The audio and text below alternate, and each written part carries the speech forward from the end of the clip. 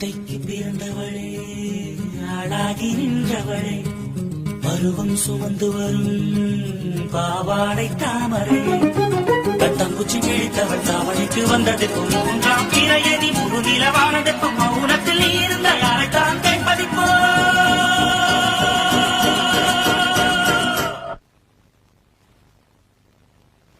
ஆத்தங்கர மரமே, அரச மர இலையே, ஆலமர கிளையே, அதில் உறங்கும் கிளியே. ஆத்தங்கர மரமே, அரச மர இலையே, ஆலமர கிளையே, அதில் உறங்கும் கிளியே. ஓடக்கர உழவு காட்டுல ஒருத்தி யாரு இவ வெடிச்சு நிக்கிற பருத்தி தாவி வந்து சண்டையிடும் அந்த முகமா, தாவணிக்கு வந்த ஒரு நந்தவனமா, உள்ள சொந்தம் என்ன விட்டு போகாத